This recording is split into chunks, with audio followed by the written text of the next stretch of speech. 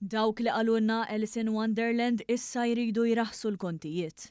Kien b'dan il-mod ċaru skjet li l-eks Prim Ministru l-eks mexxej laburista Joseph Muscat esprima x-xettiċiżmu qawwi tiegħu dwar il-wedi tal-Partit Nazzjonalista fuq l-enerġija. L-eks Prim Ministru għamel dan mal-Gazzetta jittorċa wara li l-eks Kap Nazzjonalista Adrian Delija qal li taħt Amministrazzjoni Nazzjonalista il-familji u n-negozji ma jkollhomx għalfejn jiddependu fuq is-sussidju.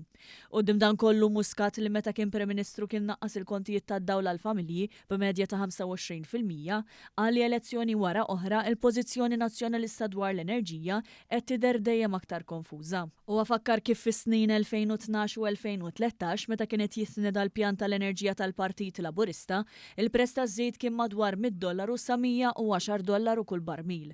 Minkejja dan il-pjan kien akkumpanjat minn strateġija ċara u finanzjament. Kien hemm impenn konkret dwar it-twettiq tiegħu tant li kien saħansitra intrabat b'garanzija.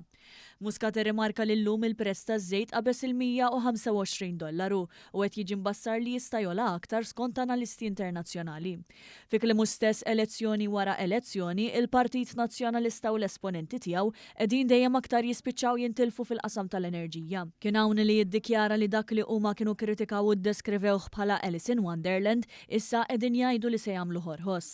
F'dan il-kuntest huwa stqar kif l-istess Partit Nazzjonalista li kienu alla l-kontijiet m'għandux kredibilità jraħħashom. Huwa staqsa kif il-Partit Nazzjonalista qed jipproponi li jnaqqas il-prezzijiet aktar mingħajr ma jipprovdi dettalji konkreti.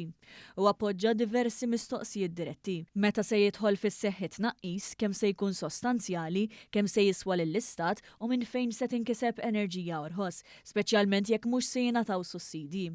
Muscat esprima wkoll dubji dwar jekk hemmx ftehimiet fis-seħħ jew sorsi alternattivi ta' provvista u jekk il-privat hux se jkun involut fil-produzzjoni tal-enerġija. F'dan il-każ staqsa jekk il-Gvern futur ikunx lest jagħti garanziji statali, xi ħaġa li fil-passat kienet kritika mill-istess partit. Barra minn hekk huwa qajjem il-kwistjoni tal-konsistenza politika u jekk il-proposti attwali jfissrux li l-investimenti fil-qasam tal-enerġija tal-passat kienu meħtieġa jew le.